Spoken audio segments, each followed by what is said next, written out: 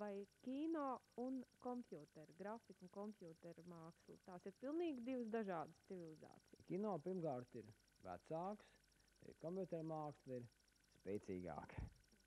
Bet patiesībā tas ir viens var papildina, un galvenais, lai kompjūtera grafika nekļūtu par pašmērķi.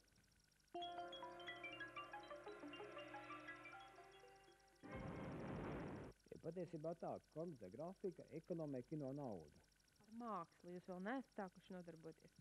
Ar mākslu šausmīgi laba lieta tikai Eiropā, kur valsts subsidē šos lietas, tad mēs diemžēl nodarbojamies ar komerciju. Ko tev personīgi vajadzēja, kāpēc tu radīji šo studiju? Man patīk televīzijas, kā es tur esmu strādājis. Nekad neesmu strādājis uz kino, tas ir man lielākais vājums, arī mans labums. To es neloloju ilūzijas nekādas liekas. Mēs zinām, ka Latvijā kino praktiski ir kā šķiri ir. Ļoti kluss. Mēs, piemēram, eksportējam darbus uz Skandināvijas valstīm. Un tas arī man vieš pārliecību, ka tā lieta, kur var tikai strādāt priekš pēc, bet arī finansiāli arī izdevīgi. Viņi atļauj man kaut vai nopirkt dēsu, pēc tam nopirkt tāliņu, un nav jāiet lūgt, piemēram, lai tu man sponsorētu. Kur jūs to mācāties? Ko tu gribi no šiem cilvēkiem? Proti, kādas ir prasības? Viņiem ir jābūt vienkārši iemīlējuši, viņiem ir jāiemīlās šajā kompjūterā. Viņiem ir ģeniāli. Viņi ir ģeniāli, nav ko darīt. Nekādas žēlstības, termiņi dzelžaini. Pusmākslinieks strādāju kādus 3 gadus šajā lietā. Un pēc 2 gadiem varētu teikt, ka viņi kaut ko diezgan brīvi zīmē. Un pārējie tad tas ir mācību process.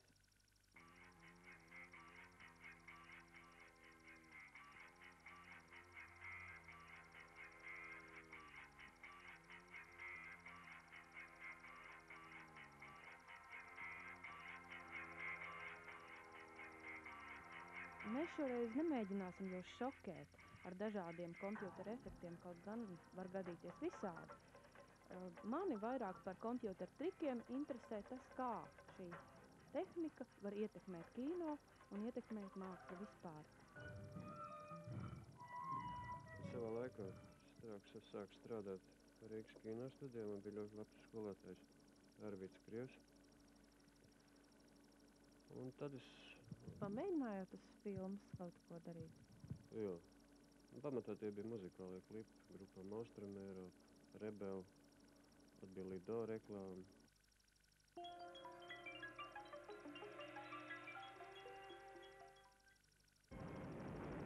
Ja runā par studiju kopumā, tad šeit ir... Mēs arī skaitījām, iespējams, ka pēdējā laikā kaut kāds pāris nākuši klāt, Ir kaut kādas 115 darbi 2 gadu laikā šeit radīti, Teiksim, ļoti reti tie ir autordarbi. Pamatā strādā komanda. Latvijā šī kompjūtera lieta jau ir vēl diezgan jauna un diezgan maz zinām, bet, pasaulē. Cik gadus? To var 10 jau skaitīt, kad kompjūters ietekmē gan kino, gan citas mākslas.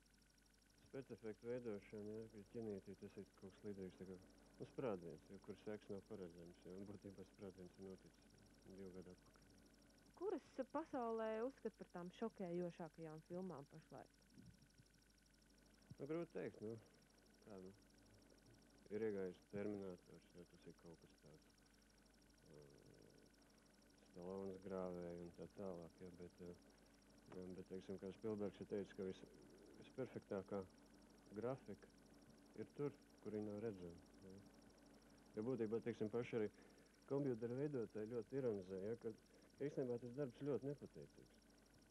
Tāpēc, ka neviens neredz, Labāks darbs, jo viņš ir neredzams.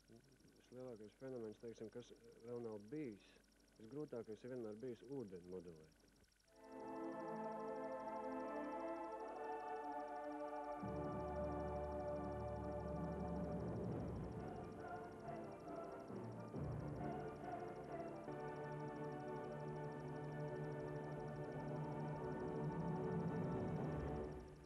Tur ir tas sarežģītums tieši ūdenī, kas tur ir tā gaisma spēle?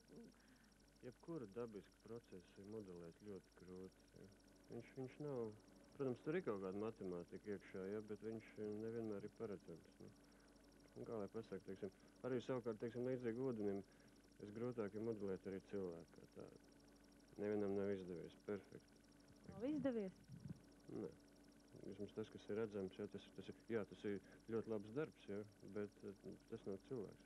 Vai kompjuters ļoti ietekmēs kino bildi turpmāk? Svarīgi nevis šokēt skatītāju, bet likt viņam noticēt.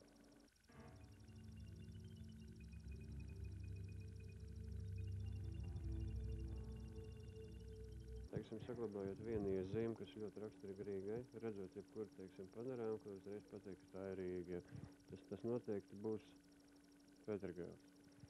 Būtībā panorāma tiks sabīdīta tādā veidā, ka izgriezt viens gabals no vienas, salikts ar otru, uzliktas gaismiņas, iemontēts tornis.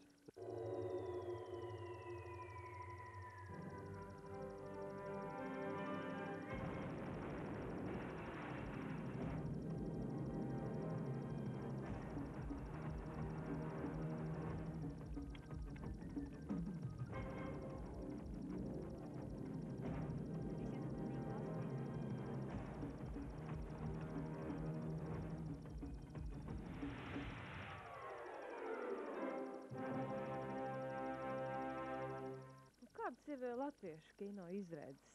Pa projektu, Pētera Krilo projekts Leģenda pa kalpam. Tas bija tāds skaļš projekts, kaut vai no tā viedokļa, ka tas prasīja fantastiskas izmaksas savā laikā. Ja? Un būtībā Lauvas tiesa no tām izmaksām ņēma dekorāciju būvu, senlatviešu pilis, koku būvniecību reālā mērogā. Ja nemaldos, tur bija tilts spridzināšana, ugunsgrēki un tas... Kuģi, jā. Būtībā, es nezinu, parasti no tā varētu izbēgt, ja, ka, teiksim, tās lielās būvs un arī tieši specifekti, kas saistās ar ugunsgrēkiem un tādām lietām, ja to jau būtībā var simulēt daudz mazākos mērogos un attiecīgi par daudz mazākām izmaksām.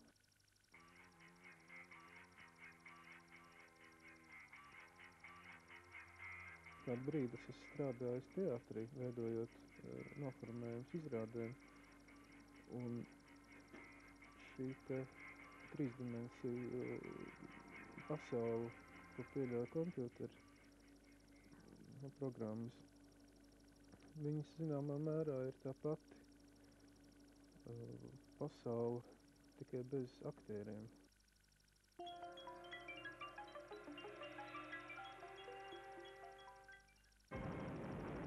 Tāpat tur var veidot priekšmetus, mainīt gaismas, veidot kaut kādu telpas dramaturģiju.